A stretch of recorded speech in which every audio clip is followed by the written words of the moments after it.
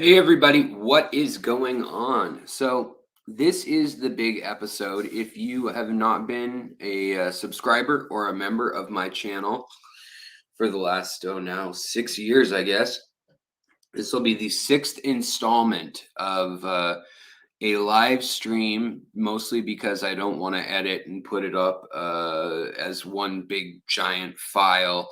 I want to keep it open and be able to pivot on my feed if someone brings something up that's relevant. But I'm just going to kind of come out and let you guys know that I will not be really acknowledging the chat.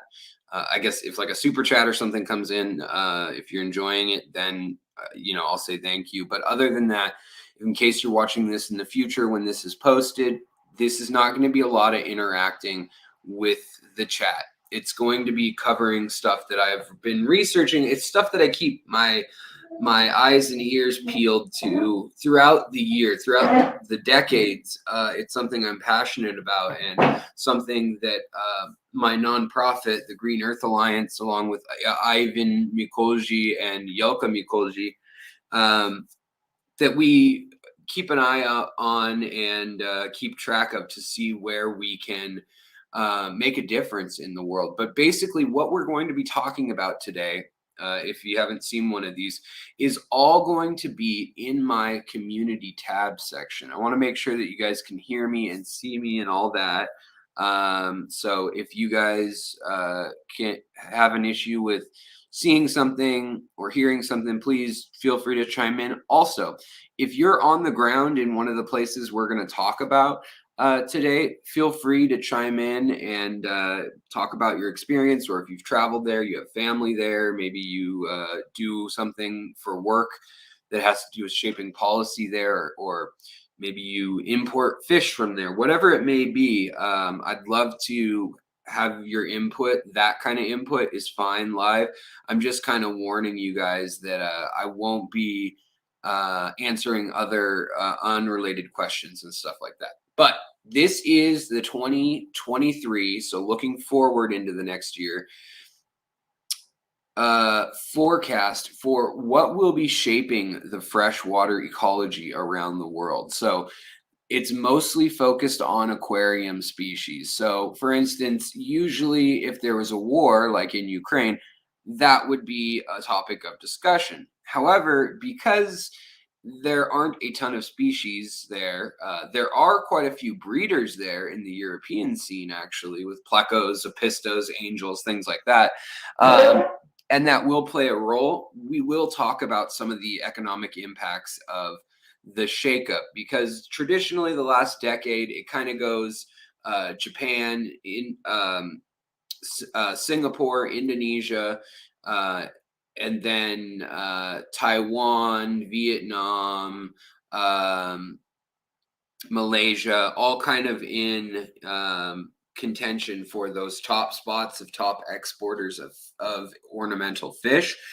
And then the US slips in, and then now Israel's starting to do a lot of goldfish and things. Hong Kong surprisingly has a lot as well, even though it's a city state, but so is Singapore.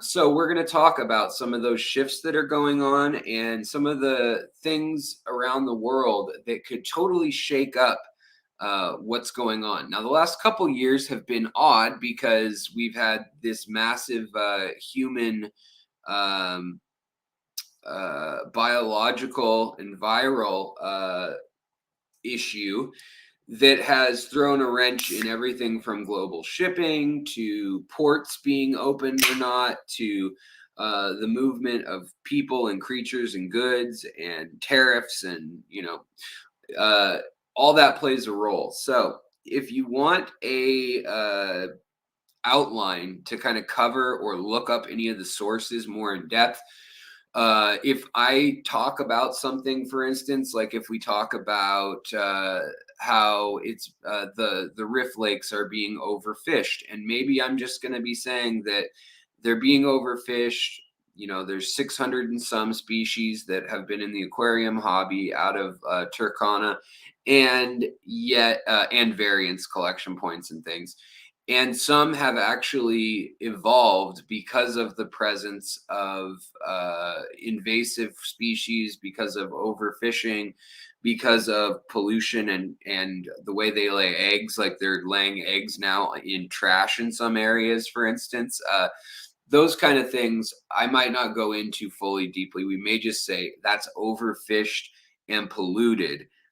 So be on the lookout for that to be a vulnerable place. But I hope you guys have a drink. Still not sponsoring me. And I hope you guys like these episodes, because this is one of those ones that I work pretty hard to put together a solid, comprehensive look at. So without further ado, let's kind of jump in. Let's start with some images, and I feel like graphics are always helpful. So let me pull up some of the stuff that I find um, most fascinating at the time. So, right now, if we look at the entire world, and as I said, we'll be looking at not just the areas with tropical fish. We will probably casually mention some of the other areas, but we are going to mostly be focusing on tropical regions. Um, so let's jump in. So number one, this is a list as of 2020 that is the most deforested countries in the world, and this is by square mile, and then the change in their actual how much of their forests were destroyed. Now, why does it matter when the forest is destroyed? Because most countries, especially countries that are, as we'd call them, developing nations, they don't keep track of how messed up their rivers are necessarily. They don't keep track of a lot of things, but one thing that we can kind of gauge usually is lumber exports, satellite photos of these places, and in the file that is posted in the community tab, you can go and you can actually look at like before and after photos of deforestation. You can look at conflict zones around the world, and you can utilize some of those resources that have everything from I mean, it'll have political protests in the U.S. It'll have any sort of targeted goodbye to political leaders. Any sort of, this stream is not going to be monetized. It will probably be shadow banned, in fact. So I'm trying not to get it completely booted and hidden, due to how crucial I think that this information is for the hobby, but just for us as humans as well. So I'm going to try a little to make sure that I'm using a little bit of language that sometimes, might be sound silly, like unalive people, um, rather than using the word that starts with a K or M. But that's in hopes of this stream will then not be hidden, and I mean that in the sense that you can't find some of the years past that I did, especially my first two. You literally have to find them in the playlist on YouTube, because there's words and things that were said, and even if I say there was a car kaboom in Afghanistan on the Euphrates River that damaged a dam and was a structural concern, for instance, that could get it demonetized. And I don't care about the money demonetized part. These aren't out here to make money. It's just, I'm just letting you know that's what's with the weird jargon and stuff, because I don't want to get it taken down. Same with climate and politics and things. Like, you can only say certain things before they just won't promote it whatsoever. And it goes both ways politically on the right and left. So it's really frustrating. Okay. So the most deforested countries in the world right now. Brazil. Now, this list is a bit deceiving because it also has some of the most pristine forests left in the world. But we know that the rainforest has been under attack, and in the 30-year period from 1990 to 2020, 15 and a half or so percent of the rainforest has been leveled, gone, farmland, can't come back. This is 500 to 2,000-year-old trees and the ecosystem that goes with them. In Indonesia, Borneo, Java, Sumatra, that part of the world, a lot of the deforestation that's going on is actually of they'll slash and burn it, and they'll use gasoline and accelerants. And what happens is they're burning peat moss, and they're burning the duff and the flooded forest. Every year when the forests flood in a lot of these regions, they leave a thick mat of stuff that is where our fish, our favorite fish, whether it's apistos or gouramis or bettas, depending on the part of the world, they will spawn in there. And when they burn these forests, it leaves ash behind. It leaves trace amounts of the hydrocarbons and gasoline, petrol, whatever it is they're using to burn them. Sometimes defoliants, sometimes stuff like Monsanto's, like, weed killers. And also sometimes it's industrial. Sometimes countries spray, like the US used to spray a lot of the Andean mountains with defoliants that would then also leach into the water and make it so nothing grew, because they were trying to target that white lady that gets shipped from Colombia, especially. But we'll get into that. So we're going to kind of go section by section, but I want to give you guys an overview in graphic format first, so you guys can wrap your thoughts around just how dire things have gotten. But it's not all dire. We have some bright spots that I'm going to highlight right after we get through these images, and then we're going to run down the list of things to keep an eye on, things to be aware of. If you have a favorite fish that comes from somewhere, maybe this is something you should check out or follow up. But right behind Brazil is Indonesia, which a lot of people don't realize the size of, because it's a bunch of islands.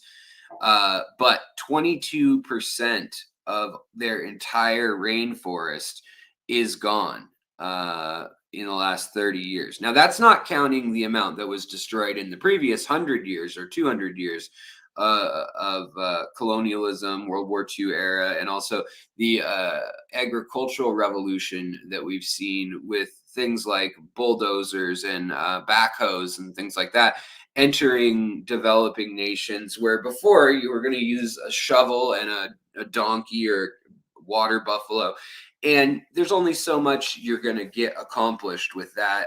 There's only so much you're going to damage in some ways. I mean, it can be amazing what people can do, but it's a little different when you scour the substrate down 20 feet and move it around, or if you use explosives, or if you're strip mining.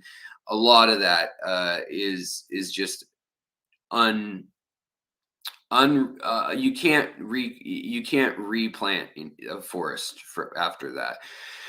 It's going to take hundreds of years for that to happen. So next is the Democratic Republic of Congo. Hilarious name for the country. Angola is next. And you can see here Myanmar. That's where my heart lies, with like inlay, the CPDs, the Celestial Pearl Danios, the orange rummy nose rasboras, the sunset or tangerine thick lip gouramis, a bunch of beautiful chana, a lot of the carp that were first, the goldfish and koi originated from. Their wild varieties are still found there.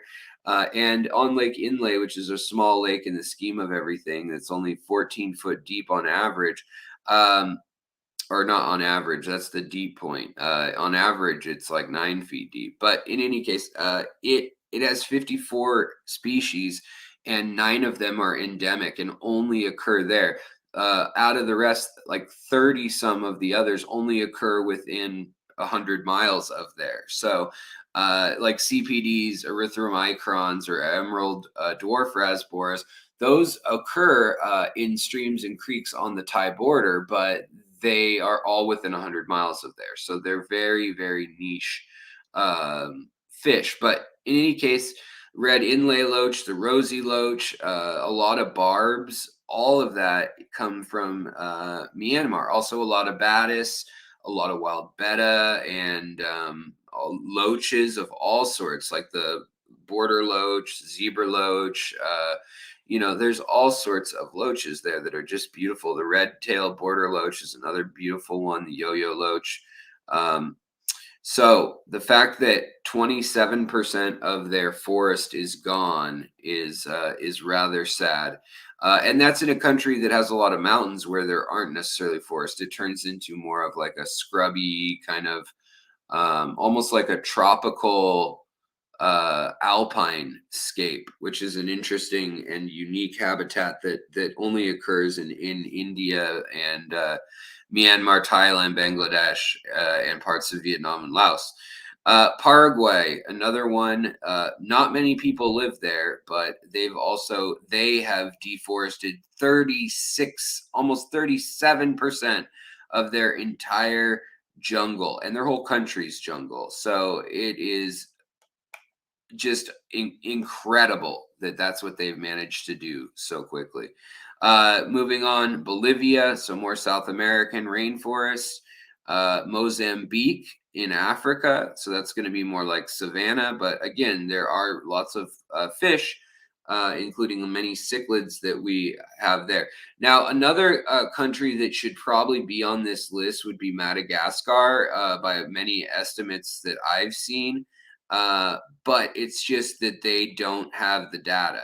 Argentina is also on this list as the last one.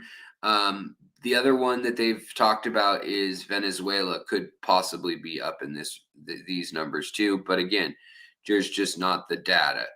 Okay, so these are the top 10 tropical countries that lost the most primary forest in 2019 in hectares. So Brazil, Democratic Republic of Congo, Indonesia, Bolivia, Peru makes this list. So even though Peru is a big enough country that 162,000 hectares didn't make it, and Malaysia likewise 150,000 hectares, it doesn't mean that it's not substantial. It doesn't mean that it wasn't a huge amount. It's just they have enough forest that went away. Mexico also likewise, where you see pictures of the monarch butterflies and things, that's getting destroyed. These subtropical unique forests, again, that are kind of like Florida weather. They're not true tropical because of the elevation, but they're where the monarch butterflies go. They're where the migratory birds go. They're where from goodieads live, and all sorts of interesting little fish that are up in those regions that aren't necessarily in the hobby. I mean, we have things like goodiead, blind cave tetras, things like that, but they're not in the hobby as a big presence. But there are a lot of freshwater fish that are under threat. So let's keep moving on through these. So this is the percentage of forest loss again. And this is 1992, 2005. So what I was trying to show you guys here with these three different things is just how, and the top one's obviously going to be Brazil, but it's just how much of the forests are gone now. And they play with the way they list it, but I mean, the percentage of forest lost is near 20% here at the bottom. It's over 50% at the top. So actually, that might not be Brazil. We're cut off a bit on there. But Burundi, so a smaller country, didn't make anywhere near the top 10 list, but it only has so many acres of land, and yet they've gotten rid of like 40 or 50% of their forests just in that period alone. So I just wanted people to think about where they're getting their graphs from. So this is specifically for agriculture. and why these forests are being wrecked. So if you guys want to make a difference, if you guys want to say, what is it that I can do that will save fish around the world? It's things like not buying oil seeds. So things like palm oils, things like that.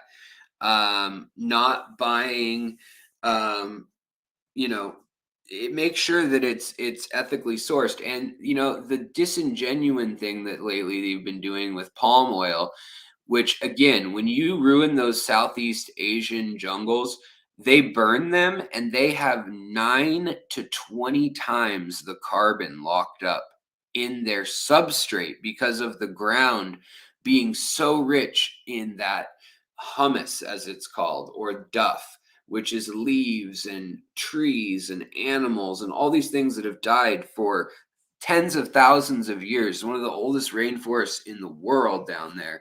It's why there's such bizarre stuff there. Same with the Congo, one of the oldest rainforests in the world. The Amazon is also up there. And we're talking like 60 million years old, being tropical in all three of those places. India also coming in with some old pockets like the Western Ghats, which are now kind of a another kind of mountain rainforest, but maybe not tropical all the way. But they can be some time of the year. It's just there. That's an interesting place on its own. We'll get there. But if you're wondering what is causing most of this deforestation, it's mostly cattle. It's mostly meat to feed the cities. It's meat. It's leather products. It's milk, but it's mostly meat, and it's mostly folks wanting to eat meat, wanting to eat cattle. Now, there's countries like in Central Asia, in maybe say the Sahel, which is in Central Africa, up kind of by the Sahara, towards northern Africa near the Sahara. There's plenty of areas where you could have goats or cattle grazing, or even in the American Southwest before this recent drought, where the cattle are going to eat things that no other creatures really were going to be eating these days. Like, we wiped out the bison, we wiped out the antelope, we wiped out all these things. And so the scrubby grasslands, sometimes, cattle isn't a bad thing, where they evolved to have bovine creatures grazing. But in ecosystems like a tropical rainforest, it was not designed to be a grassy field that's flat and the stumps are all pulled out of it. So that's where you see that massive detriment. Oil seeds, like I said, then it goes to forestry and logging. And these are all go hand in hand, because you can bet they want to sell the trees in South America, specifically Peru, Bolivia, and Brazil. You see them just burning every single year. They just burn land, slash and burn, and that is when they're not even caring about the lumber. So then we see cereals, so rice, wheat. That also brings in other things, but that then gets accounted for. These should kind of be combined. All three of these, where you see rice paddy, vegetables and fruits, nuts, and then cereals. Really, that crosses over from things from taro to they'll make poi and other things out of the yams and the tubers from Central South America, all the way through to Africa as well, and Southeast Asia. Plantains and other things that they grow. And rice paddies should really be with cereal or wheat or whatever, because it's like a staple grain. But at the same time, we're talking about things like cassava and gourds and melons and things like that. Sugarcane and beet, it's not even that big of a deal, 1.1%. Plant-based fibers, so like hemp, for instance, only 0.5%. Not a huge deal. But cattle really are. And the thing is, though, where's your cattle coming from? If you're buying Argentinian cattle, they haven't been deforesting like some of the other places because they had kind of like an open range because of where they're at. Same with parts of Chile and those places that are on the Andes Mountains that have these kind of steppe terrain areas. They're not going to have as much damage coming from them. Or Australia, for instance. Arguably, you could say that you're ruining the ecology of these places. But I'm just saying, for our sake, with fish and things, if you're getting your cattle grass fed locally or something, it's probably fine. You're not going to make a difference by skipping out on that meat or that cattle or that leather.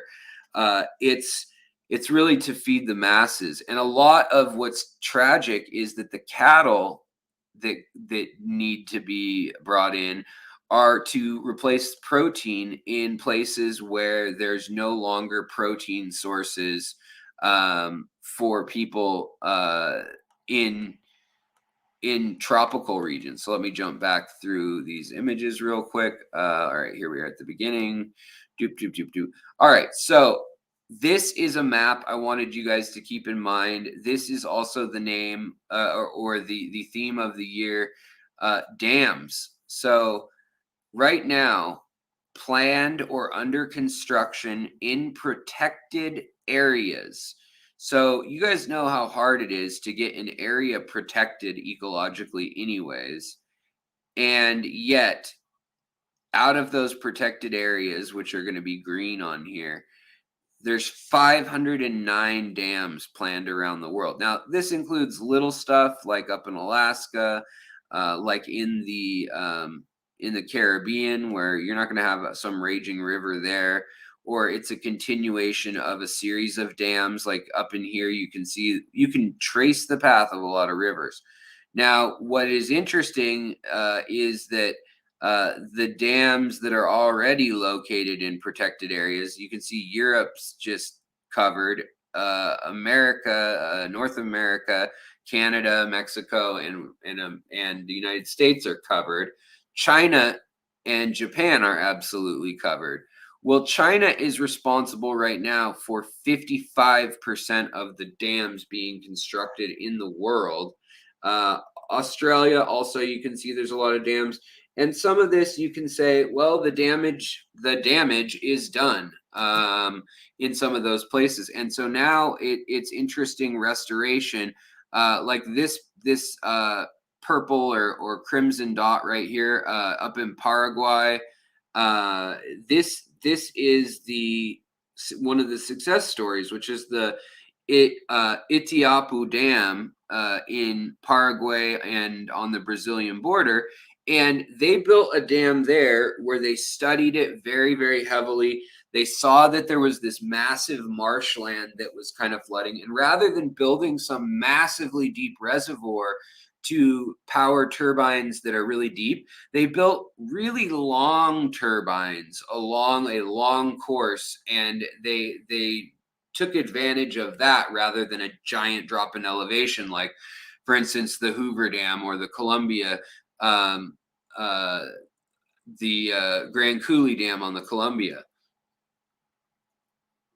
So they actually planned that dam with greenways and little bridges, essentially, that go across so that migrating mammals, amphibians, reptiles can still get across the river in the reservoir. So there's like island chains in the reservoir that are there on purpose. Now, the other thing is it fluctuates massively depending on the time of the year. Some of these right on the equator type places, they can't really utilize dams very well. But the other thing you'll notice is just that this area, it's a lot of very poor countries and unstable countries. So a lot of them just haven't been able to afford dams. All these in Africa that are being planned, some of them in South America, and then everything in Southeast Asia just about is Chinese planned and overseen. Now, why are dams a problem? Obviously, they drop the oxygenation in the water. They stop silt from going downstream. So things like nutrients, which then farmers and people who have lived on rivers for eons are used to getting replenished and not having to do like crazy crop rotation and fertilization. All of a sudden, their fields are running fallow, and then the trees and things die. Then the ground doesn't hold as much water. Then there's more mudslides and landslides and things. Then there's ground like in Texas right now where it's so dry that it won't even take water when it's raining, and it just floods on the surface and rolls off. So this one is another map that I want to show you. So we've got dams that are obviously a problem, logging and deforestation for agricultural reasons. Well, what this here is this is a map of where there are wars going on.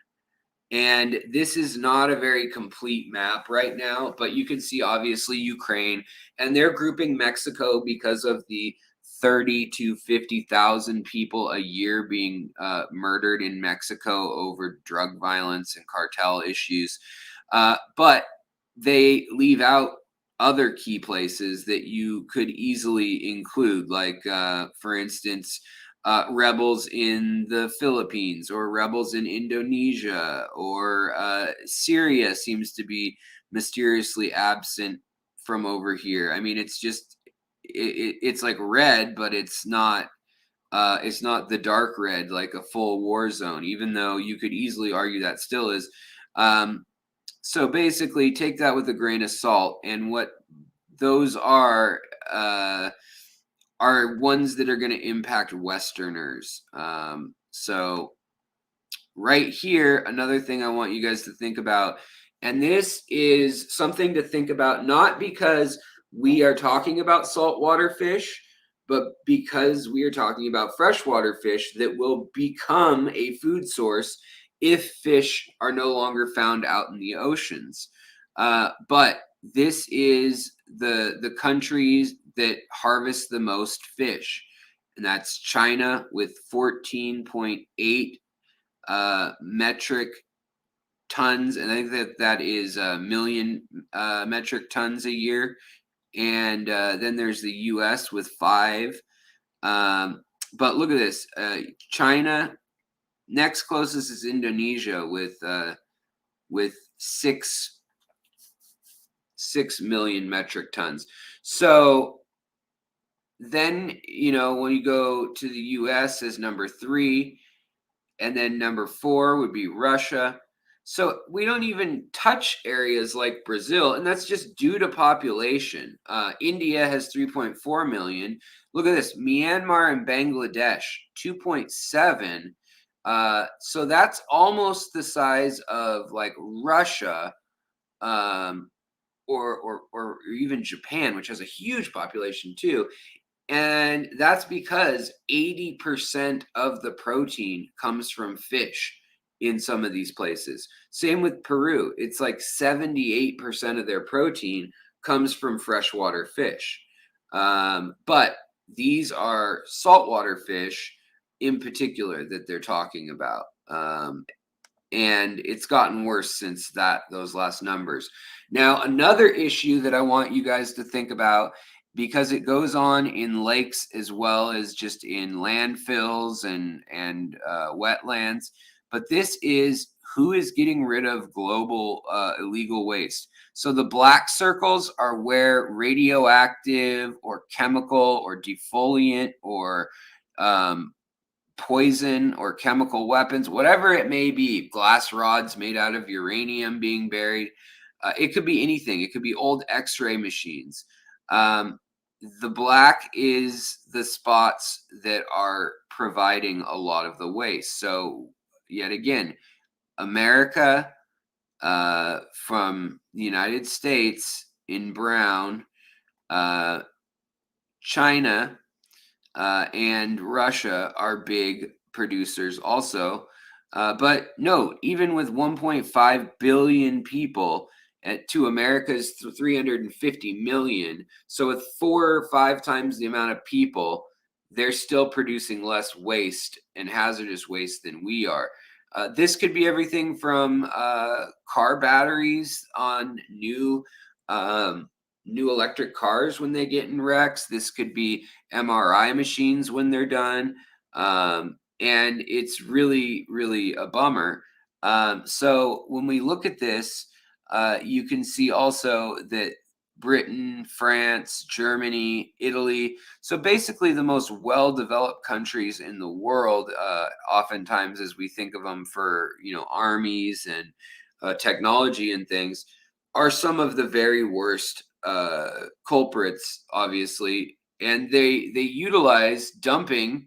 So then you follow the lines, and you see that literally they sell their waste to these other places, or they just drop it off there.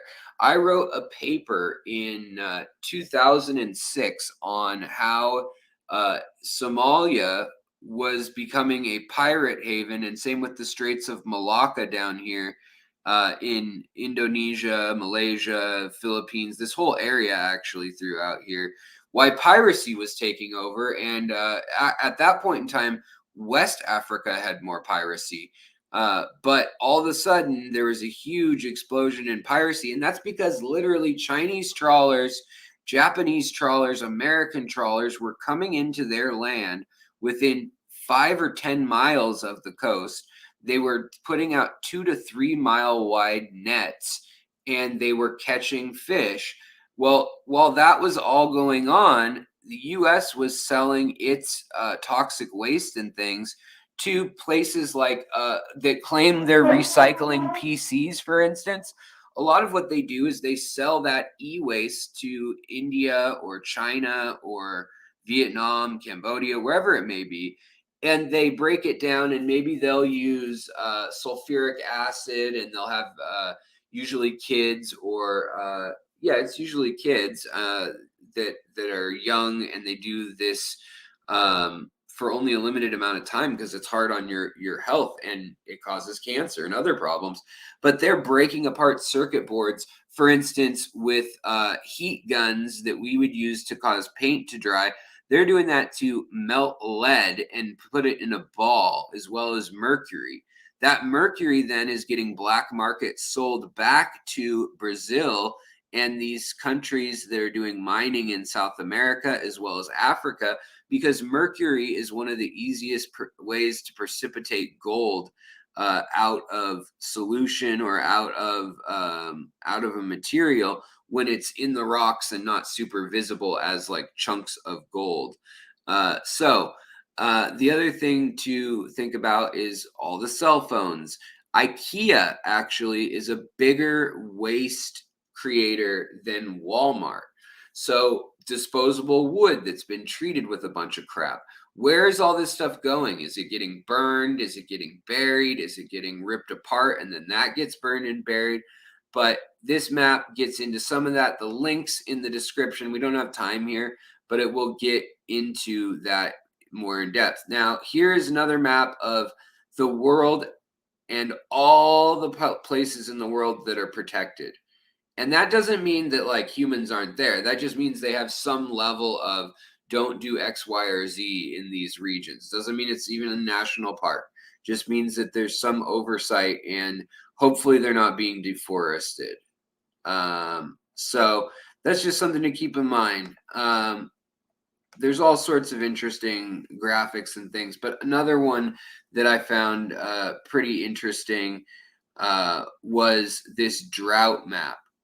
And it was how much drought above. So if 100% is what they're supposed to get, this means that less than 90% of that has fallen in the area they were hoping it to.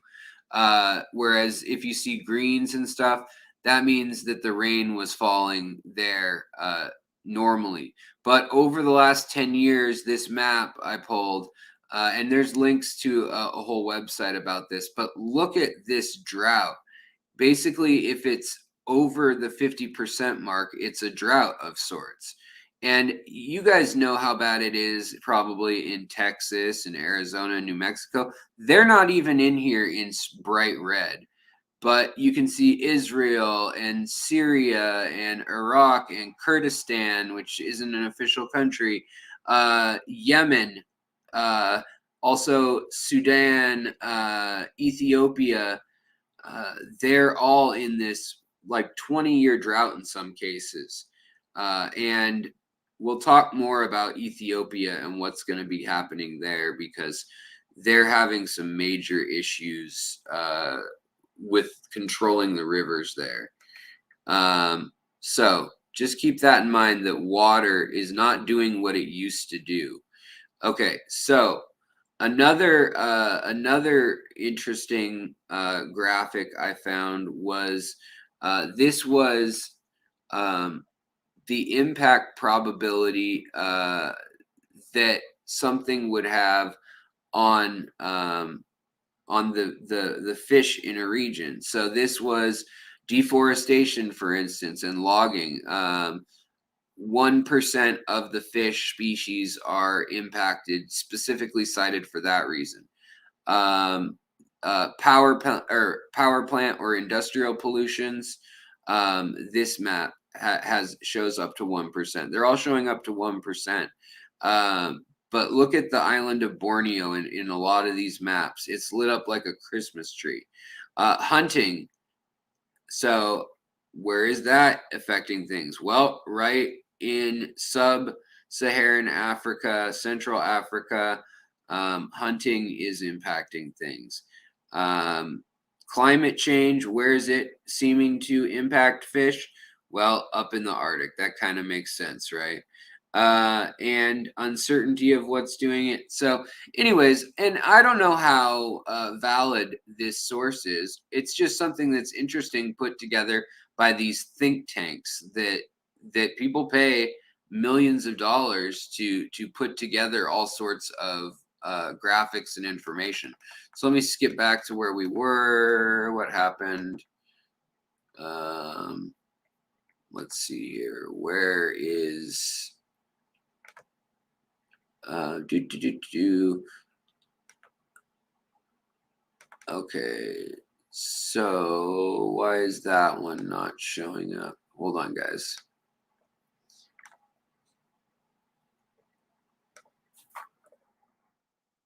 All right, so there was oh, here it is. So the map, this I thought was interesting, which is species diversity in the Amazon. So look how far the Amazon drainage actually impacts out to the Andean mountains, the Andes. Uh, it's really interesting. So this is over 600 species of freshwater fish are in this part right here, where kind of you get Colombia and Brazil and Venezuela all kind of meeting up a little bit, and Peru down in here. Um, so it's really this kind of crescent here of the lighter green that is the border region between Brazil and Peru and Bolivia. Um, and the green means that there's 400 or more freshwater fish species in those stretches of the river. So I just thought that was interesting to show on a given river, it matters where the deforestation is. If it's all happening where that yellow spot is, that's going to be way more terrible than if there's only 50 or 100 species out here on the periphery. Um, what's not present in this is the Pantanal, which is you've got this area outside kind of showing where all there's these rich species, and also you can see it down here a little bit where there's kind of this savanna like stuff going on where lots of fish live. So let me get back to where I was at. So let's just do a little rundown here before we go through each of the lists. Like I said, this is a big episode because I try to put a lot of research into it. And this year there is a whole lot of links.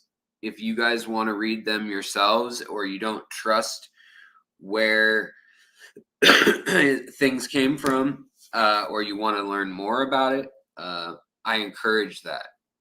So wild cards this year after those main things we talked about? Well, hurricanes and typhoons. So right now, we talked about how Southeast Asia is growing most of the ornamental fish in farms. Well, it just takes one typhoon or cyclone to come in and destroy that. Also, it could take something like China investing in Laos and all of a sudden converting old rice paddies to fish farms, for instance.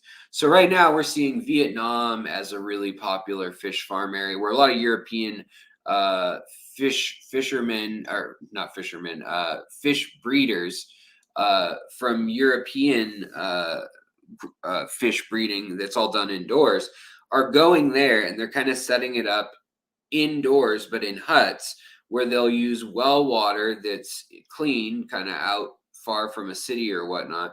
They'll use the heat and the sunlight that's free, and then they'll have a building or a structure that in theory everything's kind of in, but really they're getting that as free as well. So it's hard to compete with that. Now, the most dire spots that I've picked out, so it doesn't mean I'm right, but this year for 2023, the Rift Lakes and Lake Victoria.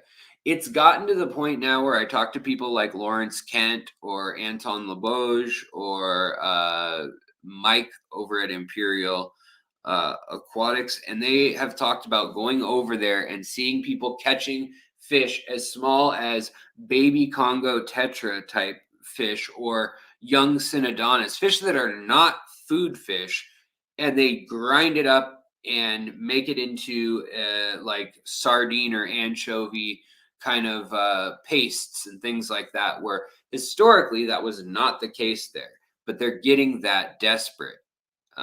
It's not good.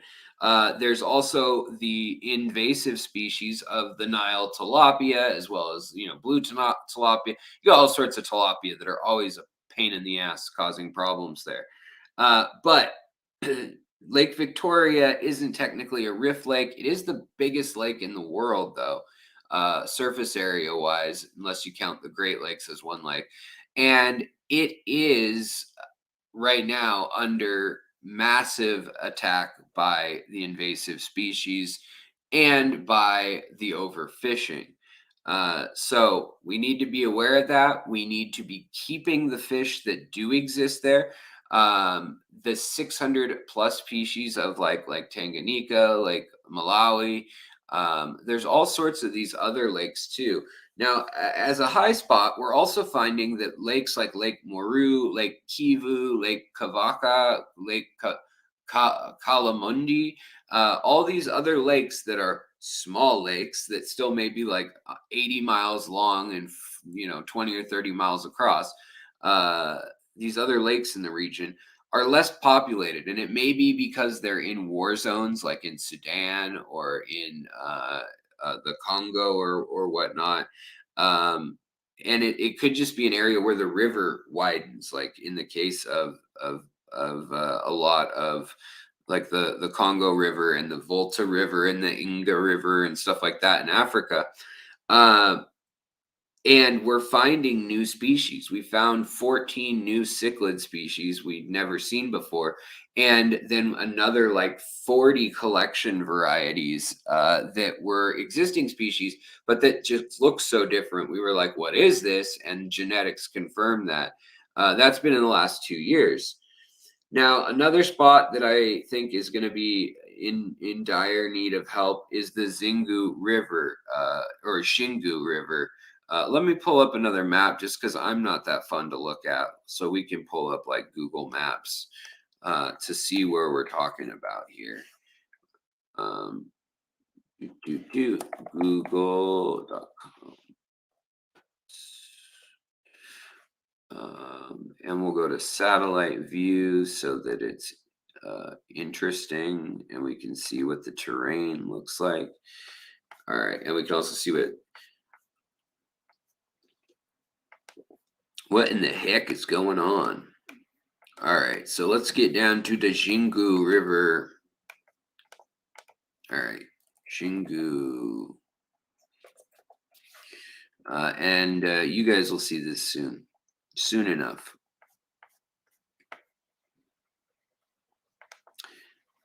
No, get out of here. Okay. All right, so let me share this with you guys.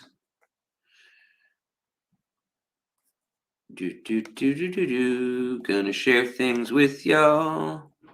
Share screen. Share screen. All right.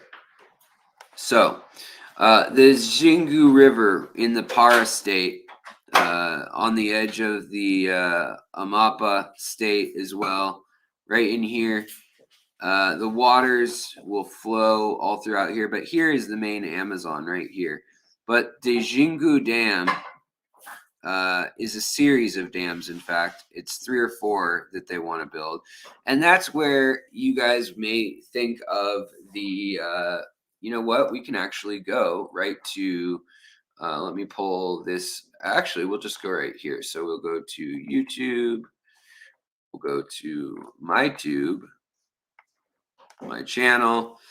We'll go to my community tab, and we'll go right to my post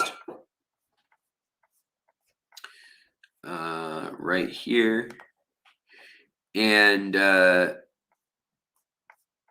the Xingu, where did it go? It's going to be out of order because of this, but you guys know the fish that are threatened there are things like the sunshine pleco, things like the zebra pleco. They may die because they need shallow areas to spawn. They need the banks of the river during the dry season or when it's hotter in the water, and they're living in the holes of catfish and other little, critters that live in the banks of the river. And they're not able to do that. So yeah, right here, the 2019 Montebello Dam, 5th biggest in the world. So the Montebello, sorry about that. That was loud. That was loud. The Bellomonte Dam, sorry, it's Bellomonte, not Montebello. So is so this is what's deceiving, is the Brazilian government has been saying, well, we're making a lake that's only going to be 258 square miles.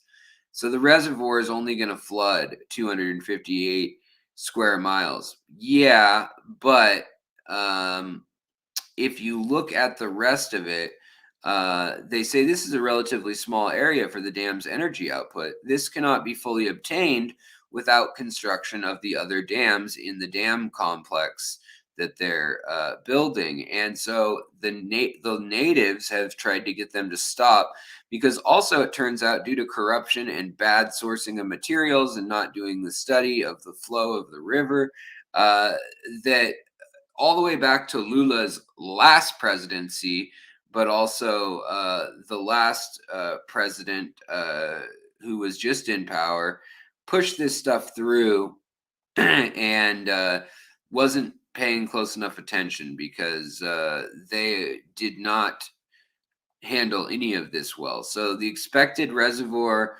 of the Bellomonte Dam and the necessary Altamira Dam complex will exceed 6,500 kilometers of flooded rainforest. So that's compared to 400 square kilometers. The dam project's really going to be flooding 6,500, not 400 kilometers. So that's massive. That's going to be one of the largest lakes in the world. And the fish and fauna of there, not to mention over 100,000 native people are being displaced.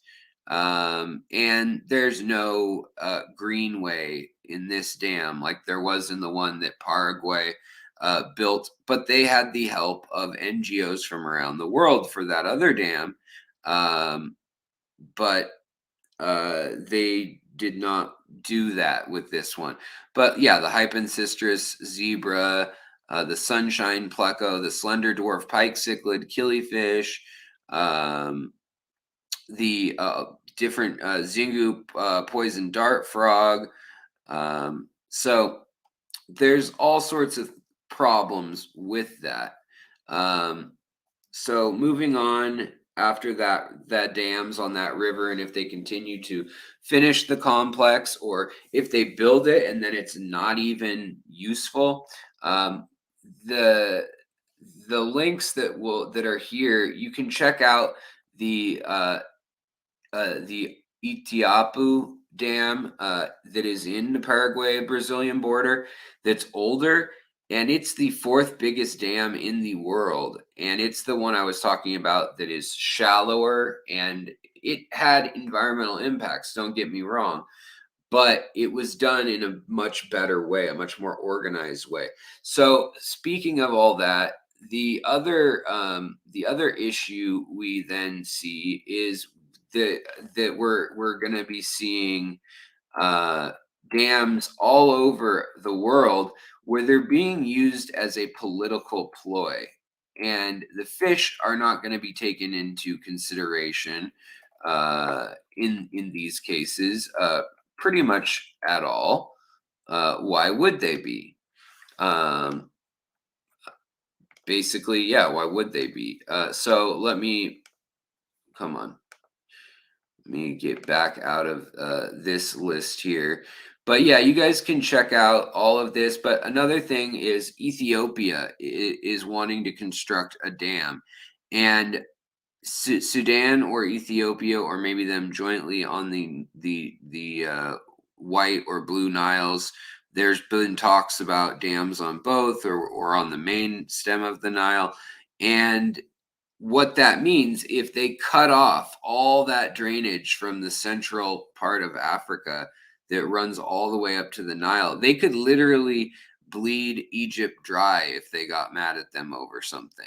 And Egypt has something like, I don't know, 100 million people or something. It's one of the fastest growing countries in the world. Um, but as you guys may know, the Middle East doesn't need any more reasons for unrest, nor North Africa or Central Africa. All right, so let's go back to the maps, the Google Maps, while I'm talking about this. But we're getting there, folks. I promise. So after that, I would say that the Xingu Dam, or Xingu, here is an issue we should be watching. Also, invasive species all over South America now of tilapia, of gouramis. So in Istapo, or in Estap, why am I saying Estapos? Iquitos, Peru, which that's where the docks, Brazilian ARCOF, the Amazon Research Center for Ornamental Fish, is in this deep in the rainforest. So look at that. I mean, that's like 2,400 miles or something crazy. 2,000 miles in the rainforest up the river, and that's where they're finding discus and all sorts of crazy things. 800 species up on this part of the river still. And this also happens to be up in here, the area where all the native people that have never been contacted, as well as down in here, um, live. A lot of them are in Peru. Some are in Brazil too. And they're facing the threat of people developing all the way through in these areas, and just cutting down timber, damming creeks and things, gold mining, you name it, problems. But in that area, they got to look out for, even this far up there and that remote, there are, for instance, large gouramis the doc has talked about on the river there. But this is where we'll be getting a lot of wild caught fish. And we want to jump to another piece of good news, which is double-edged in its source, and that is that essentially in Colombia, down in this deep part of Colombia, there is an area where you can see Venezuela and Brazil and Colombia kind of all meet, and it's a tributary of the river right up in here, um, on the Rio Negro. So if you guys have fish, undoubtedly, if you've researched them, you know the Rio Negro has a lot of fish. The entire Orinoco rainforest is up in here, and it's separate from the Amazonian River and rainforest. Yet it's huge. I mean, just to get an idea of size, we're looking at Venezuela.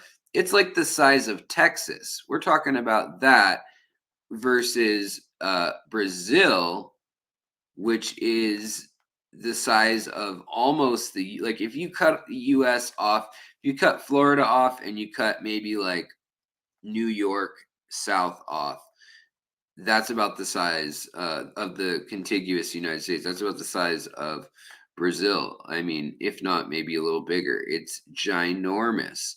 Um, but yeah, but sorry. So here, and by the way, here's the Paraguay Dam down in here where the, let me see if we can get it to pop up.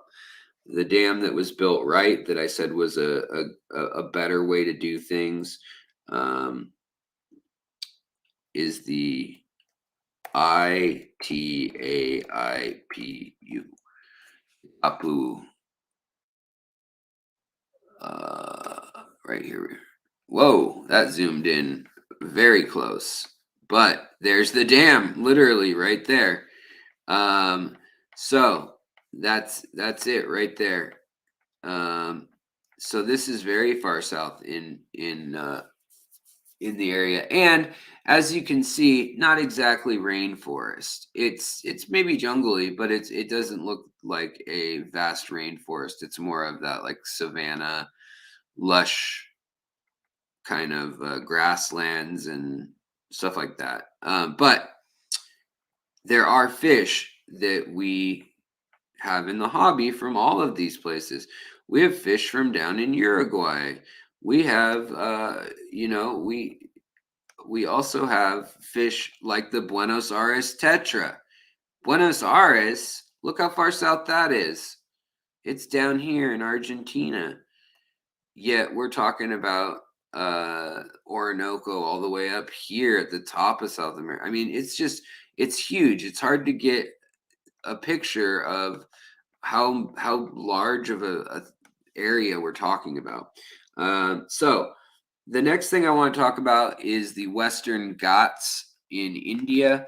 This is where they found over 50 of the 212 new species in the last year, um, of freshwater fish. And this is in the Kerala region, which you may know if you like logonandras and various aquatic plants. This is a very lush region of India, very tropical, and very wet. But right in here, there's a mountain chain, the Western Ghats, and that's where also things like a lot of batis come from, a lot of barbs, a lot of loaches, a lot of different kinds of danios and things come from there, all the way as well as from all throughout this part of India. And we're seeing basically pollution and just cities coming in to Kerala, and that's just a bummer. Starting to take over things, development, and up here in Bengal, there are some conflicts going on. So if we look here, here's Myanmar. Lake Inle is going to be right over here. This is that little lake that I care so much about. Actually, it's right here, just north of it. That's Lake Inle there. That's a reservoir of the dam that is man-made. But along Oh, what did I do now? Um, Along these rivers, so like let's look up Malbar. That's where the puffer fish, the pea puffer, is um, coming from. Uh, Oops, Malbar.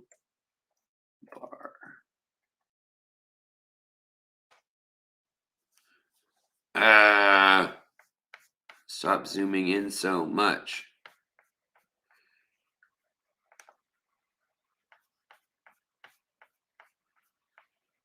But you get your pea puffers and your a lot of your funky fish, your archer fish, and things like that. A lot of that is coming from between kind of this part of India here, all the way down to Thailand, Cambodia, Vietnam. That this whole swath is just incredibly diverse. Myanmar is incredibly diverse with fish, freshwater fish. And Lake Inle is right now, there's a civil war going on. The Shan province and the Wa province, with both have militias, have been fighting, unfortunately. And it's very, very unfortunate. The military took over a year and a half ago, and it's been killing civilians. They think somewhere around 15,000 civilians have been killed by the government, and around 8,000 government troops have been killed by civilian or militia groups. Now, that same area is also seen as a super unstable area for narco terrorism, and also Chinese massive speed factories, where they've had the biggest bust in world history. They export to places like Australia, places like all of the working class of China, Japan, Korea. Um, all of the Asia has a real problem with speed, and a lot of it's being made there instead of the opiates that used to be made in that same area, which was once deemed the Golden Triangle. Which is why, ironically, the Golden Triangle had militia groups that controlled this specific area right in here, in between Laos, Thailand. Like really, it was parts of even to Cambodia too, and Vietnam. Like this whole area, this spine of the Laos border, and then up into here, and then again all the way up into here into China, and the southern provinces of China. Um, this is just a huge transit point, and corrupt officials are allowing, when they found massive plants manufacturing. Literally, the seizure picture. Let's see if I can find this actually. So, um, let's look up Myanmar. Um,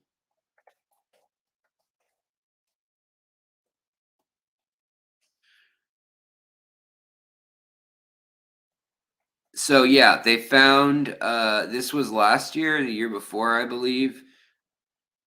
And they found 90 million tablets, or 4.4 tons of crystal. Um, and it's a big issue there. It really is. Here is an even worse one. Look at this: 1 billion pills seized in Southeast Asia. That's seized. That's not what's around. That's what's seized. 26 million tablets, $100 million value, and this is a poor country. So there are these warlords that run this area, and they are now changing up their mode of operation. Now, at the same exact time that you've got all that going on, and you had the Golden Triangle, so many fish are in this region, and Westerners have just avoided it. And that's why we didn't discover the CPD, the erythromicron, all those fish until rosy loaches, border loaches, inlay loach. Yeah, I mean, I could go on and on. all the little rasboras and all the little uh, danios that are there. There's dozens and dozens, and the baddest species and the chana species or snakehead. Um, it's because the war kept us out of there. Same with the Kashmir region along Pakistan. The war kept us out of there. Same with the Rohingya in Myanmar. They're a stateless group of about 1 million Muslims, and they've been essentially at war trying to find a place to live in between Bangladesh and Myanmar and or India, and they have been bounced around for the last 100 years off and on. And there, a few years ago, we really had to keep an eye on things because they were doing all sorts of tit for tat killings. Now, also the Democratic Republic of the Congo and the Central African Republic, the CAR, and South Sudan, basically this giant block of all the awesome green rivers in Africa. Uh, Same kind of story. Yes, there are Westerners there. People do conduct business there. There are a ton of people living here. But there have also been massive genocides. There's crazy militia groups everywhere throughout these areas. And it's just not a pretty picture. Here's the Rift Lakes, by the way. There's Lake Victoria. Also, Lake Turkana, if you've heard of Turkana jewel cichlids, right here on the border of Ethiopia and Kenya. Kenya is another one to watch this year because they have Al Shabaab, a terrorist group coming from Somalia that also has a foothold outside of Nairobi in the slums where a lot of Somali refugees live. And they've become bitter with the fact that they live in, without any modern conveniences in 115-degree days, without running water. They have to share a pump that's like miles away, and there's no trash collection, so people are burning their trash. A lot of people have grown up in these conditions. Same with Uganda, Sudan, Juba. A lot of these places, Kampala, the capitals and the big cities, are filled with people that have been moved. You remember the Rwandan genocide with the Hutus and the Tutsis under Clinton's administration. But all these things have these trickle down effects. And sometimes it means that we don't go to a region. I mean, literally, I think Lawrence Kent, my friend, who's based up here in Seattle, he went through Mauritania and Western Sahara. I think he may be some of the only Westerners to go through there with the intent of looking at fish.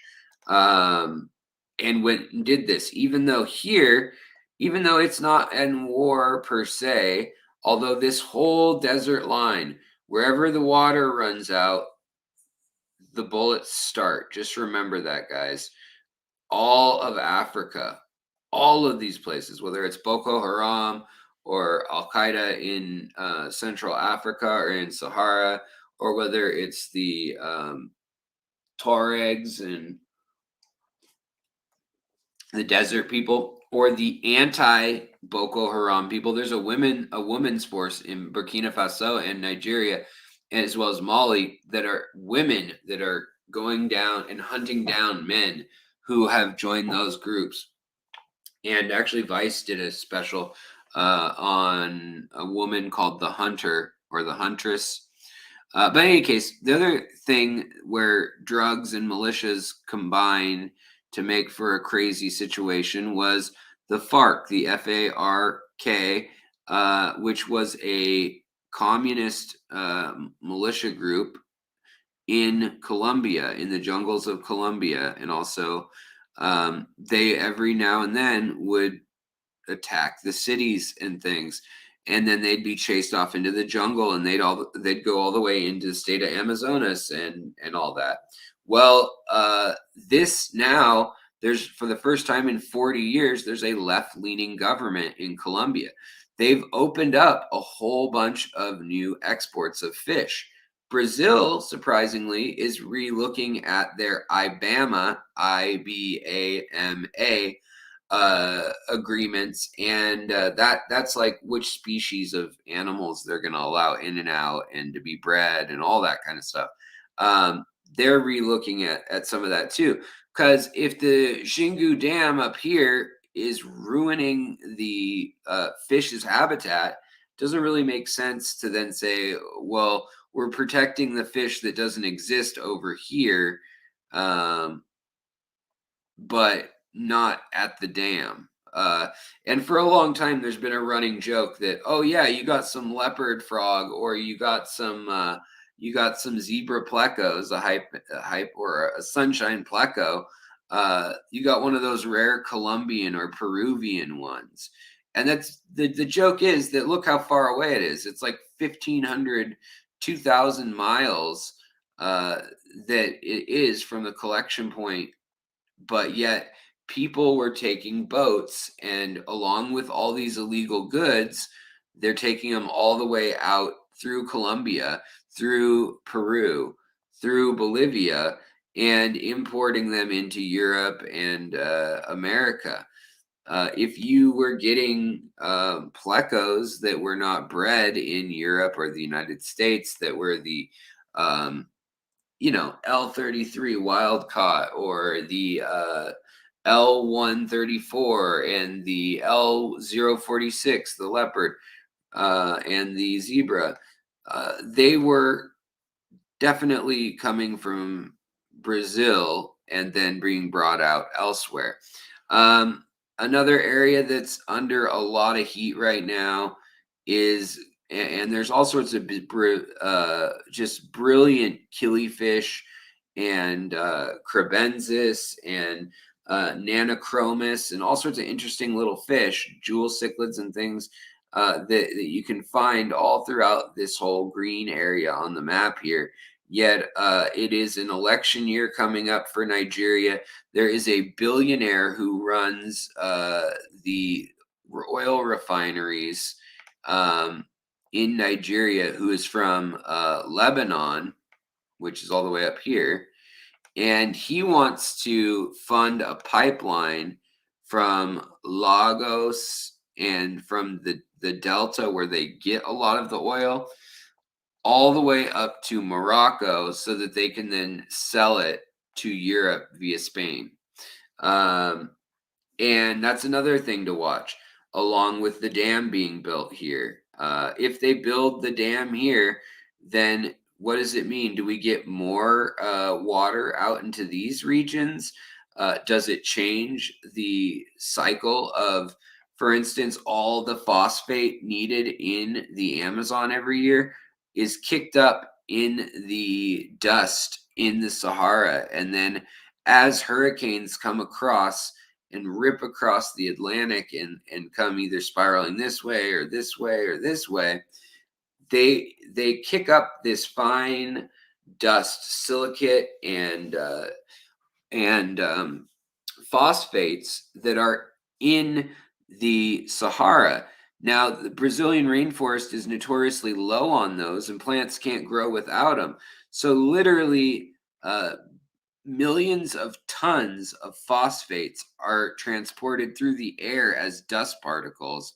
And the river of moisture and air that then comes off the warm ocean currents here, too, they need something to nucleate around in order to rain. And so it's the dust from the Sahara. So as the Sahara gets bigger, is it going to mean that more nucleation points and more of that phosphate starts moving even farther south? Do we see, with the world warming, do we see the rainforest expanding? Or is it so volatile that, the cold season's too cold, the hot season's too hot, and it's a wash, But we do know that the Sahara has been growing for the last 200 years very, very steadily, regardless of what's causing it. But another thing to think about is that all the free nitrites and nitrates that are created, a lot, one of the only places they can be created where nitrogen can become elemental so that it can then be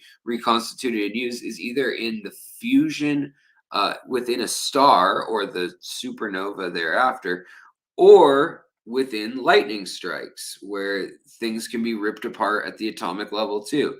Well, all that friction and stuff from all that dust means that right here in Venezuela, as well as so yeah, right up here by Curacao, in between Curacao and Caracas, is um, the most lightning strikes per capita in the world. It's like 320 days a year they have lightning storms, and it's because of all the phosphates and dust that are up in the air uh, that allow things to nucleate. So, what's going on all the way across the world has a huge impact on us. Now, if they start dumping chemicals or start strip mining things, even if it's out in the middle of the desert and you think, who cares? There's nothing out here in the Sahara. It could be that that gets hit by, they call them haboobs, or big windstorm in the desert, and that could kick it up into the atmosphere. For that matter, anything going on in Ukraine, if any nuclear material gets unstable out of the hands of anything, it could impact Europe. It could impact the Balkans. But my prediction is our biggest flashpoints in the next year are going to be, Taiwan's another issue too, by the way. Just trying to make a move or not. My guess is if they make any move, it will be to blockade them and try to get it so that no boats can come in. But I think they're second guessing after they see how poorly the war in Ukraine went for Mother Russia, and they can't even handle Ukraine. So, something to think about. All right. So, other than that, where else are we looking at for issues and things going on? Well, Honduras and Guatemala are two more places where um, 30 to 40% of the native fish are in danger of being extinct, which is not fun. Let's get to them. But we do have a success story on the flip side. So Guatemala, Nicaragua. So let me step back. Costa Rica has gotten rid of its military. It has no military because of the way it was set up and everything. It is a peaceful, essentially protectorate. Like we'd step in and help them because they're in our sphere of influence. But remember, 26% of Honduras had been deforested in the last. Let's flip it back to satellite. Come on. Satellite. No, you're going to be a pain in my butt. Is this not? Yeah, I'm not even clicking the right thing, am I? Hold on. Maybe I don't. Do I not have that option anymore? Does anybody know what's happening? Does anybody really know what time it is? Oh, here we go. Does anybody really care? Come on. Well, you guys know that at one point I was able to pull up satellite. Oh, here we go. All right, there's satellite. So Honduras, a lot of it has been deforested, especially like the old fruit company locations and stuff. The Dole, the Del Monte, the Chiquita owned banana and fruit empires. They're sick of that. They want that out of there. And Guatemala has this beautiful lake that has some unique fish all the way up in the middle of the mountains. Where is it? Is this it? I think this is it. Um, yeah, this is it. Atitlan, Lake of Atitlan. But it's got so much development due to tourism and also it just being beautiful here, and people loving it here, that now they let's see if we can get a shot of Yeah, like this lake is just, I mean, it's breathtaking. It's beautiful. Um, Small little towns. Yeah, look at that. Infinity pools and so forth and so on the lake. Boats out there. Well, they've trashed it. They've run their sewage straight into it, and now it's in trouble. So that's not good. But taking a lead from Costa Rica, who's tried to do the whole ecotourism thing, they're finding that by reintroducing goodeids, cichlids, minnows, and even like pupfish and things that are a one-off, that can be a big economic draw. But I would encourage everybody to look out for the CARES fish from Honduras and Guatemala. Both are potentially not going to be the most stable places. A lot of them have just had years and years of war, and they're only now becoming more stable. But it's still all just hanging by a thread at the end of the day. But there's hope that in like Michoacan and Guerrero, Oaxaca, Veracruz, Tabasco, and the Yucatan, like all the cenotes, all the sandstone and siltstone and limestone caverns that have rivers underneath them, kind of like the Everglades does, that connect. There's all sorts of beautiful fish in these too, fresh and salt, depending on where you're at. But they're all just things to think about. Also, Haiti and the Dominican Republic. The Dominican Republic's always doing better than Haiti in the last 30 years. Haiti has always been, since its revolt, since it was the first country in the world to have a slave revolt and then have those people take over the government and institute uh, their own state of authority. It's been undercut by Europeans and Americans and everyone else since the day it started in, what was it, 1832? Because they didn't want that to be seen elsewhere. Now, where the guppies are from, Trinidad, Tobago, Venezuela, that stuff seems better than it was for a while. For a while, there was warring battles in the street going on between gangs and things, and part of it is that the La Familia out of Colombia, the the main. Well, I won't go into. I can't say their name, but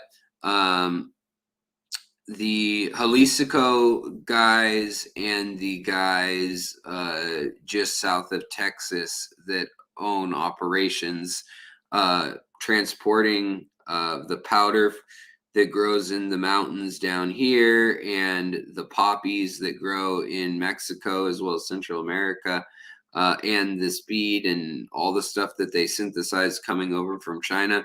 That all basically, there's two groups in charge right now. It's not dozens. And so the fighting has slowed down a little bit. And because of that, people are kind of getting back in to some of these areas. Like I was saying, with the FARC in Colombia, now you can go there and they can start looking. And Heiko Blair, as well as I can't recall what channel it was. I think it was one of the Coral Life channels or something like that. But they actually went into Colombia recently with Heiko and figured out, what it was that they wanted to try to find. And there's finding that every single spot they go to, even in the very, very remote jungle, there's pesticides, there's tractors, there's oil, there's just all sorts of bummer stuff. So where are we headed next? I feel like it's a given to tell you that Africa is a problem, but you've also got Zambia, Mozambique, and Zimbabwe, kind of, and Tanzania, all kind of in this situation where, like, Tanzania is pretty stable. Zambia was kind of okay, but then Zimbabwe is kind of dragging them down. Mozambique, for the most part, is, but sometimes political unrest and stuff starts kicking in, especially in the south and far north. And then the other thing is nobody is bringing stuff out of Madagascar hardly, and that is a real shame. Anton Lamboj reclassified a bunch of stuff there, as well as a bunch of the Nanochromis or Pelvicochromis, as they once were called, the cribs and things, as well as the anything with chromis in the name, basically. A lot of the fish that we know and love all just got reorganized in Africa. Um, but I see pictures and they're like, hey, this is the last lake with this species in it, and this may be the last recorded catch of it. So hopefully we have some eccentric crazy billionaires that are like, you know what, I'm gonna go to that lake and we're gonna catch one of every we're gonna Noah's Ark this, and we're gonna take them back home. Now another area obviously that's got issues is very northern Australia, just with the drought and everything. It's really crippling certain things and certain estuaries and groundwater replenishment. Um, and that's impacting things like rainbow fish or the Murray River Basin, Murray River cod, and stuff like that. I don't have to, we're not going to get into all that now.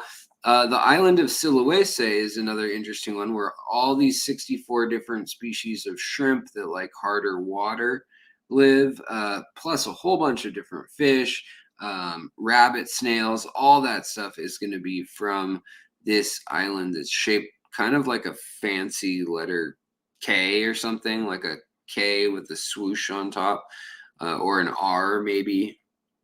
Um, that island has a whole bunch of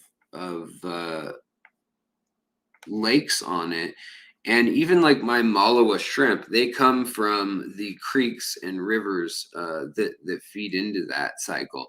But there's some really specialized specialized ways to get there, and so it's not the easiest island to go to necessarily. Also, talking about Indonesia, they decided, oh ho hum, we've decided that we're going to move our capital city, and they are completely overhauling it and rebuilding a new city, even though again, fraught with corruption and stuff. But yeah. Again, the Mekong Delta, if you saw my recent post, it's all messed up. The Mekong River, China is putting dams on it all the way up into um, the this Tibetan plateau up here, which source all the way down through Yunnan province. And they're basically planning to cut off and starve off Myanmar from the water, also from Laos, Vietnam, somewhat, Thailand. I mean, and once they do that, they'll definitely have them under their thumb. Now, these people, half a billion people, could be getting 400 million rather, could be getting light from this whole dam project that ranges all the way up into Myanmar, Tibet, and then down into Yunnan and Laos and Thailand. However, all the rice farmers and people who live off the river here that makes up the borders, as well as the Mekong and the Mekong, other tributaries, they're going to lose out on the fact that 82% of their diet, like we saw earlier, was made up of fish protein. The river kind of follows this line here, one of them, and those are all going to be big situations to watch too, because also it's like, what influence is China having, and is America going to step in at all and try to say, hey, we'll do some of that building of infrastructure? because right now China has, in a big way, taken over all these Kyrgyzstan, Uzbekistan, Turkestan, Turkmenistan, Tajikistan, all those kinds of places, and they are offering them whatever they want, whether it's weapons or roads or stadiums, and they'll build those things for them, just like they did in Africa for the Africans there, which is a small price to pay for exclusive mineral rights and things like that. Now, also the Europe has had some good news in the sense that the Balkans have been relatively peaceful, but with all the weapons and things flying around Ukraine, I could see Serbia, Croatia, anywhere. I mean, probably not Croatia; it's very stable, but anywhere from Bosnia, Herzegovina, Sarajevo, obviously, uh, up to yeah, parts of Kosovo, um, Serbia. They're a little dicey. Moldova is another one that could kick off as pro-Russian if I don't know what would cause that exactly for them to push from this way. But also being said is that with all this going on, the Black Sea's been kind of shut down, and that's shut down a lot of exports of things, not just food and stuff, but also our fish. There's a lot of fish that come out of Europe, and some come that way. Some go down this way and then head to Singapore or vice versa. And it's a lot of stuff going on there. But with the weapon systems being brought in there, as well as with there's another war right now going on. 30,000 people died last year. Armenia and Azerbaijan have had a war, and Russia's been trying to get them to stop as peacekeepers. So has the US, and they won't. They won't stop. They keep being lined up at the border and shooting at each other blindly all day long just to make a racket, I guess, or to flex.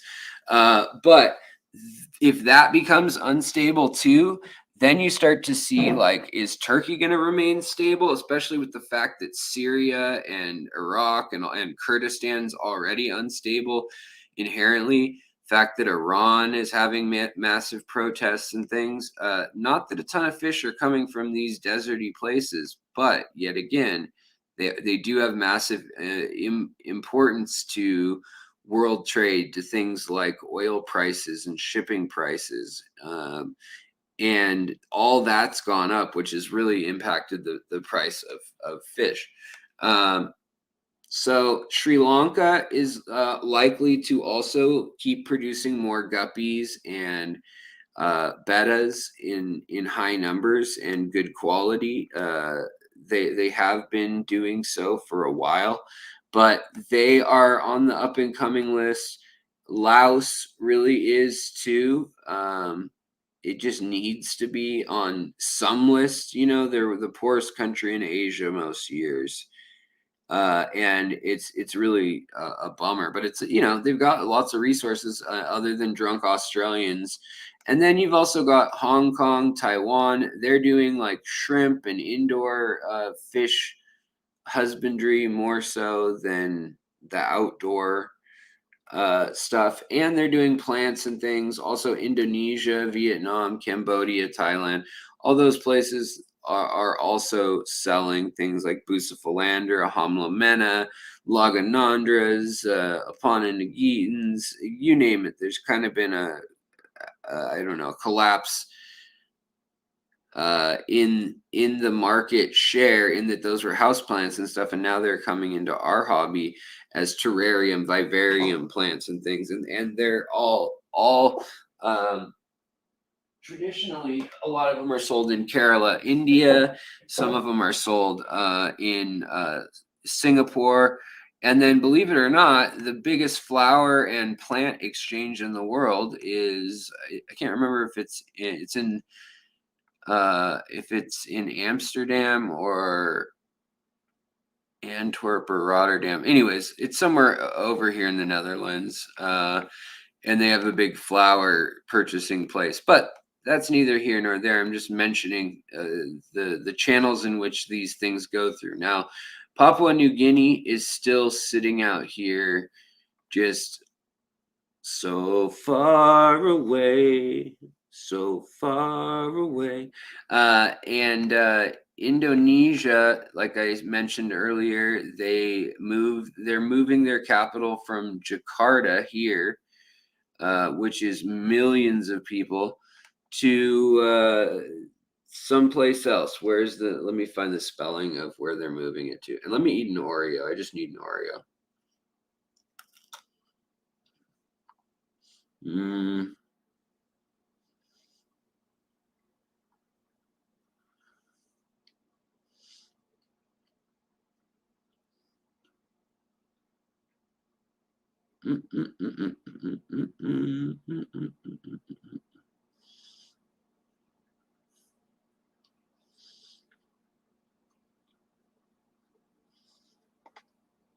Mm.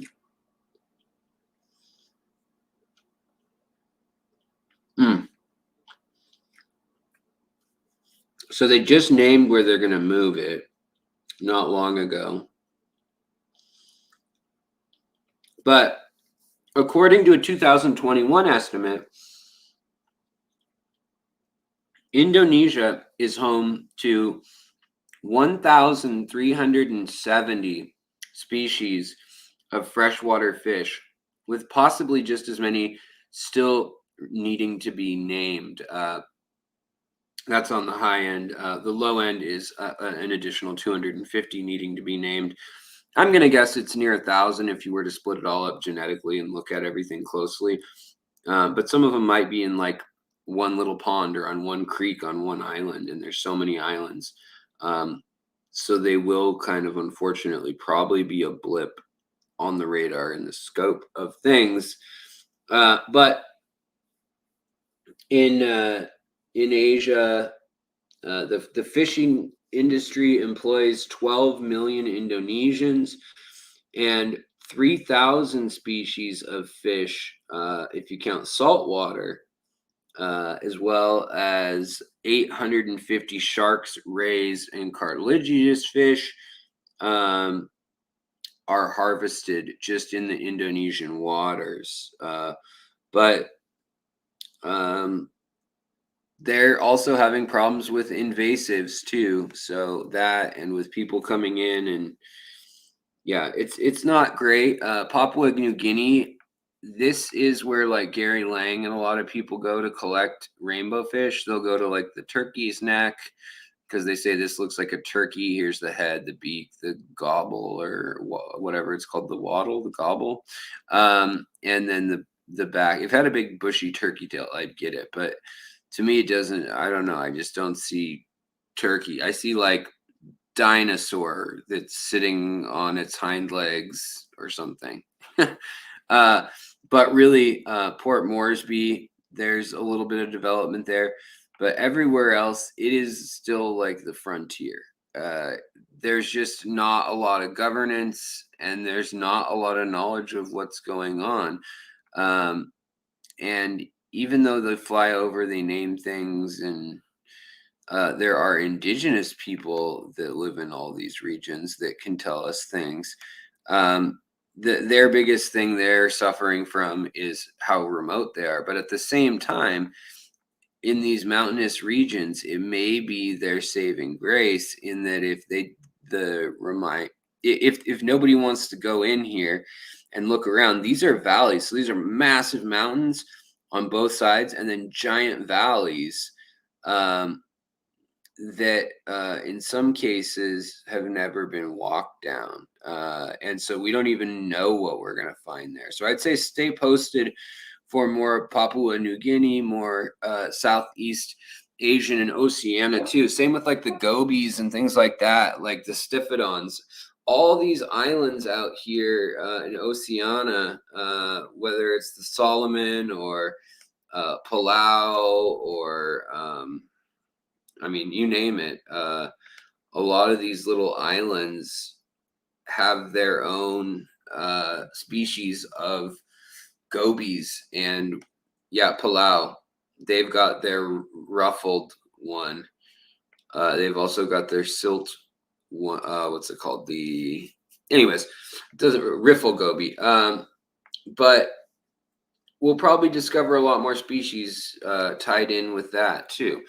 Um, Hopefully, Taiwan doesn't get overpowered anytime soon. Same with the Koreas. Any of that could throw off everything in the entire region slash world. Also, China is they are trying to save some of their sites. Now, if it becomes if it makes sense for them to develop it instead, that's what they do. But there are some sites like in Yunnan province where they're making World Heritage sites out of some of the beautiful nature, and like the valleys where there's like these limestone spires that look like pins and things. But it just remains to be seen what incentive there is to save these things by certain people who just don't care about the natural world, and they just want to further political agendas and things. And that's true in every country. But I think this is kind of where we're going to leave it for today, in giving you an overview of what is going on around the world. I hope that that was somewhat clear and useful to you guys, if not a bit dry. But in the links in that outline, I hope you can get more out of it too, where maybe you'll find some interesting resources for like where to find the biotope from a certain area or whatnot. Florida with all the invasive species, definitely on the radar. Definitely, to me though, it's not a big enough thing where people are relying on food fish in Florida to survive, and they're going to like have a conflict, and then sourcing is going to be hard. It's more of an annoyance and a pestilence right now. In the long run, it is not good, obviously. But yeah, it's not the best thing for the ecosystem in any way. But I think it'll be all right.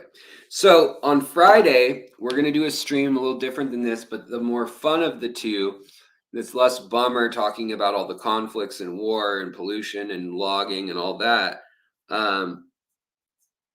is that we are going to be talking about the trends of the next year. So, what in my research and in looking what's come out in the last 6 months, where we think the hobby is headed next, and that will be Friday at probably 4:30. It'll be 4:30 or 7:30 Pacific time.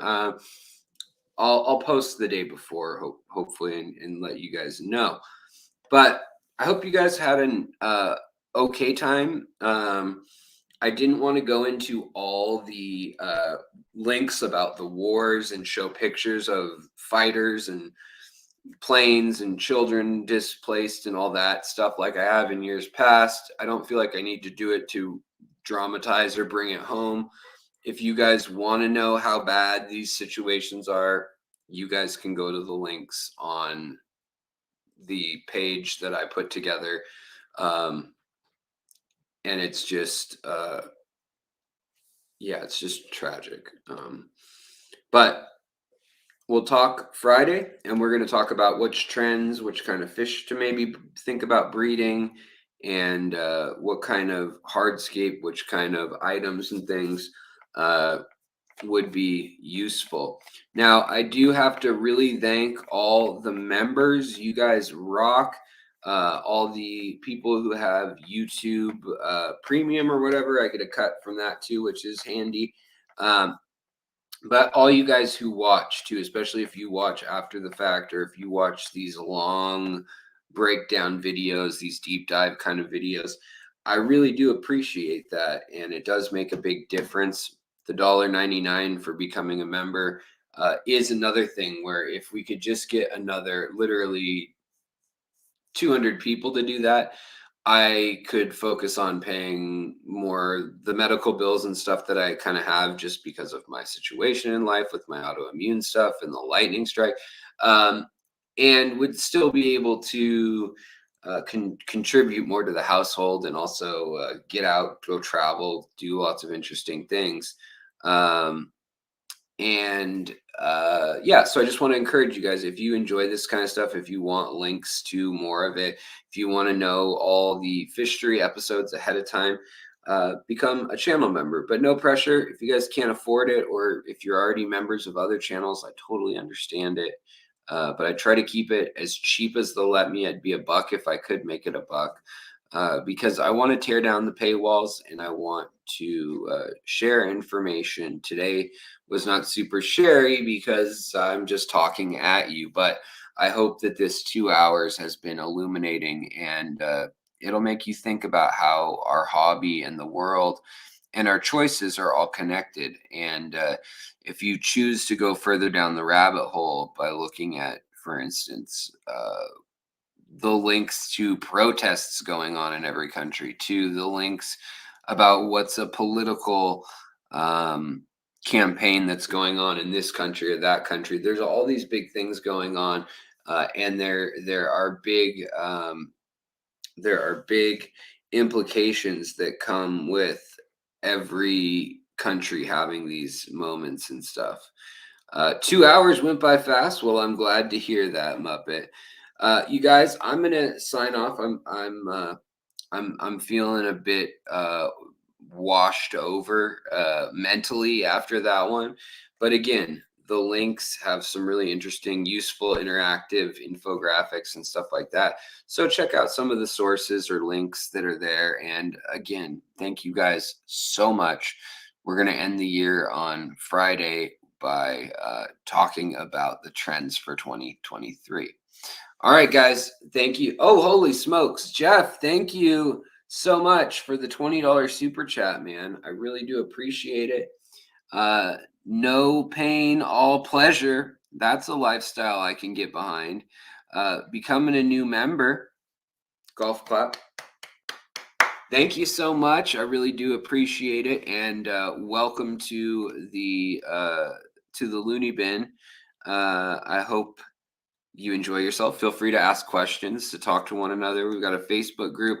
Probably be having also a, what do you call it? A Discord link in the near future as well. But I'll let you guys know what's going on with that end of things. So, all right, guys. Jeff, thank you for being you. You're very thoughtful and very kind. I appreciate that, buddy.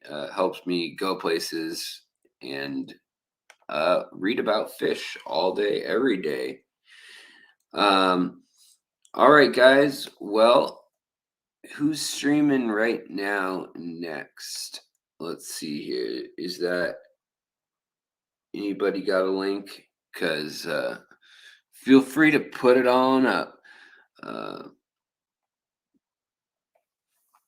If you guys have a stream that you'd like folks to kick over to and get into. But as I'm gonna say it, guys, girls, girls, girl guys, take care of the people around you. Take care of your pets, your tanks, the ecology around you. Think of what you buy and why you buy it. Do you need to buy that? And have fun with nature. Get your hands wet, roll up your sleeves, still get them wet because you're digging so deep into the tank. And of course, take care of yourself before you take care of all your critters and all your loved ones, or you won't have the energy to do that. So those are going to be my parting words. But thank you so much, everybody, for joining, and I will talk to you guys next year. No, later. I mean later this week. All right, guys, thank you so much. I really do appreciate it. Bye. Have a wonderful night.